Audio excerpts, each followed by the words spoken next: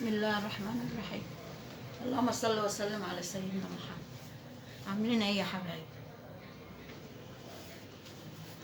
النهارده هنعمله الفطير بتاع جدتي بتاع زمان. انا عجنته عشان لازم يرتاح، فانا عجنتهم وقطعتهم كده زي ما انتم شايفينهم كده، عشان لازم الفطير يرتاح قبل ما تعمليه، عشان ما ضيعش وقتكم. فانا ايه، قطعته وسبته يرتاح شويه. خلاص يا حبايبي، نعمله بقى. صلوا على النبي كده يا جماعه، اللهم صل وسلم على سيدنا محمد، وحطوا اللايك.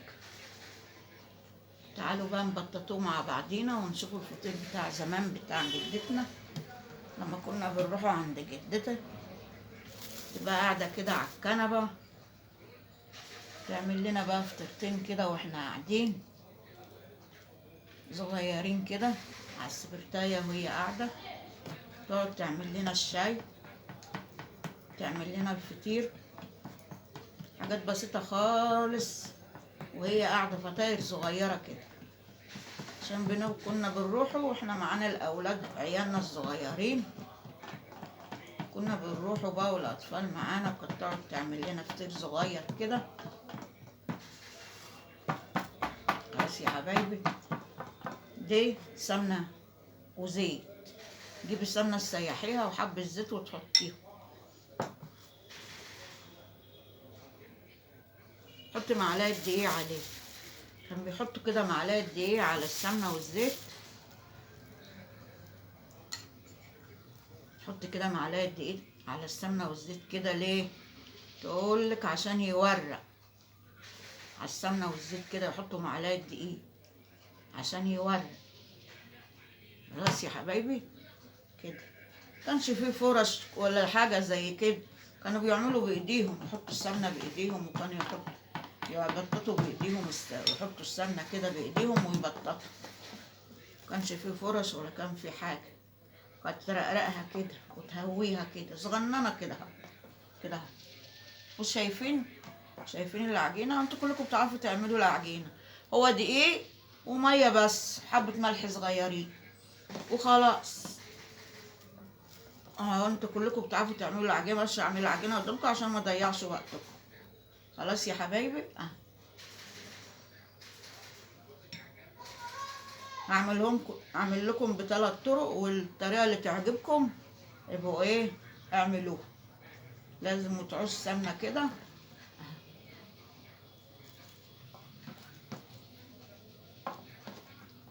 حاجه بسيطه كده، وهي قاعده كده. ولع السبرتايه عشان تسخن، حط الطاسه عشان تسخن.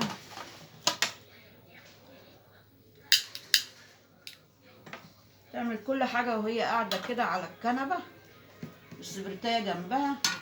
كل اللي يروح لها تعمل الشاي وتعمل القهوه، تعمل كل حاجه وهي قاعده كده، كل حاجه وهي قاعده كده. لازم تريحيه. انا عملته الاول وسبته يرتاح عشان لازم يرتاح. خلاص يا حبايبي، لازم ايه، لازم يرتاح، لازم يرتاح.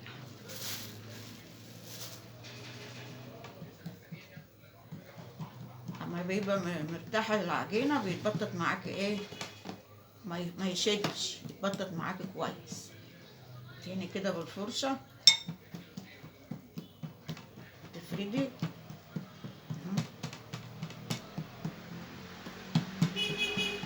انا عندهم قشطه بقى، يحطوا قشطه وهما بيفردوا كده. عندك قشطه بقى حطي، عندهم الخير ياما، اللبن والقشطه والجبنه، كل حاجه في البيت بتاع الناس الكبار دول، جدتي وجدتك. نروح عندهم نلاقي عندهم الخير كله، لبن وسمنه وقشطه اهو. هنا كده عندك قشطه من وش اللبن حط حته، لو عندك قشطه من وش اللبن حط، ما عندكيش خلاص كفايه السمنه. حط قشطه كده.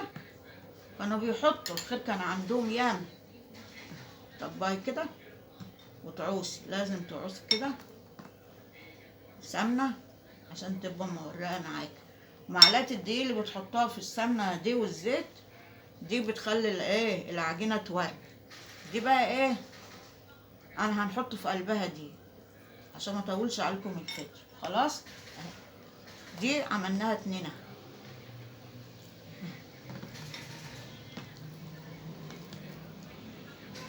خلاص اهي دي واحدة، دي واحدة فطيرة، دي فطيرة. اعمل لك واحدة بقى بطريقة تانية، والطريقة اللي تعجبكم اعملوها. عجبكم دي اعملوا زي دي اتنين في بعض، حطوا القشطة في واحدة وواحدة من غير قشطة وتطبقيهم على بعضيهم.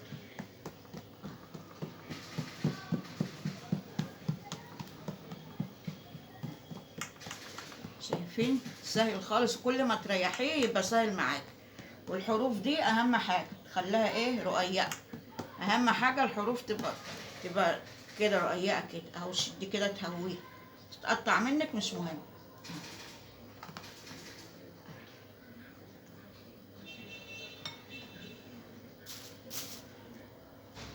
حط بقى ديت بقى هنعملوها ايه زي الكحكة كده، الطريقة اللي تعجبك اعمليها. تعمليها كده وتتهني، تلفها كده وتتهني، تلفها كده وتتهني. شايفة كحكة كده وتلفها كده. هما 3 طرق اهم، واللي تعجبك فيهم اعمليها.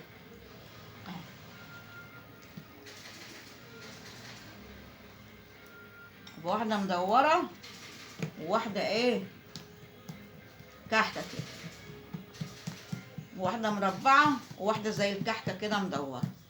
واللي زي الكحكة دي حلوة برضو، فكرتها بتبقى ايه بتبقى مورقة برضو.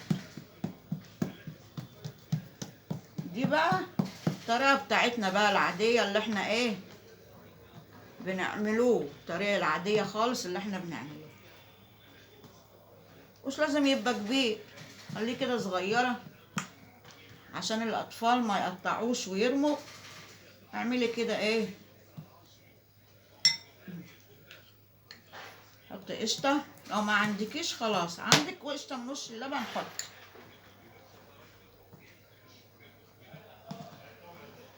بتاع الزمان دي بقى الأصلية بقى اللي بتطبقها كده زي الظرف كده، دي زي الظرف ده دي. اتنين في بعض دي.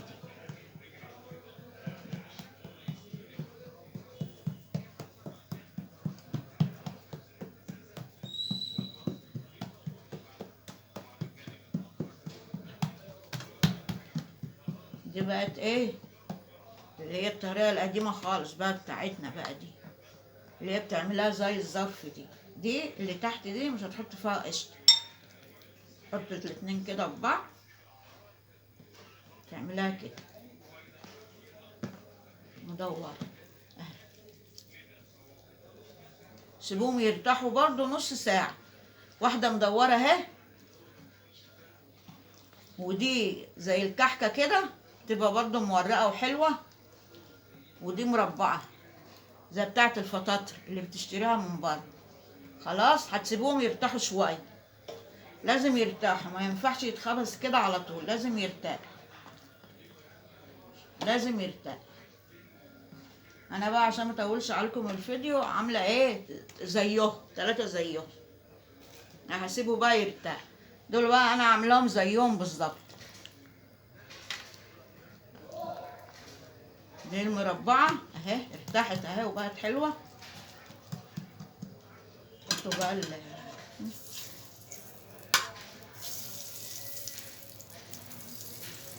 حته السمنه بقى كده وزيت من ده، حاجه بسيطه كده.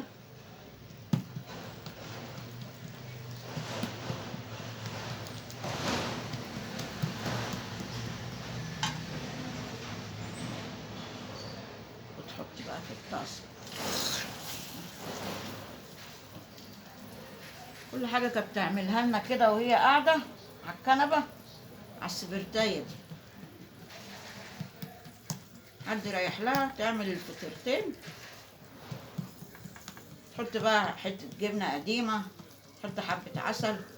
الخير كله كان عندهم في البيت، حتة جبنة قديمة وحتة حبة عسل كده.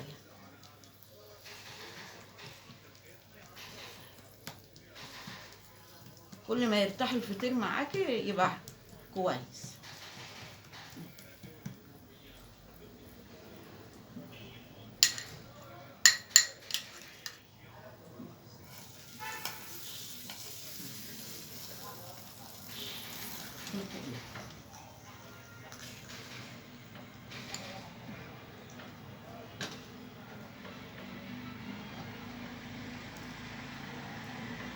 زمان ما كانوش بيغلبوا اي حاجة من البيت، كانوا يعملوها.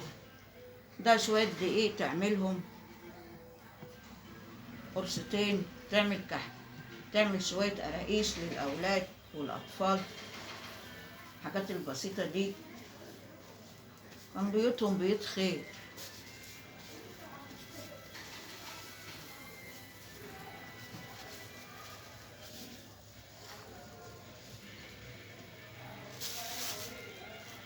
جنبه بقى حتة جبنة قديمة، شوية عسل، جبنة قديمة وشوية عسل.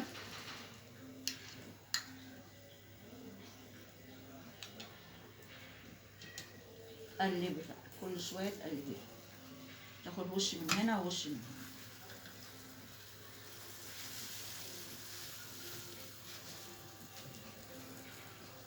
نغطوها عشان ايه ما يطولش عليكم الفيديو. كان بيستوي وبيبقى جميل. عايز تعمليه في الفرن اعمليه في الفرن، وطبعا لو عملتيه في الطاسة على البوتاجاز توطي العين واعمليه في الطاسة على البوتاجاز عادي. يعني اعمليه في الطاسة على البوتاجاز نفس الطريقة اللي انا عملتها دي، اعمليه فطاير صغننة كده للأولاد عشان ما يقطعوش الكبير.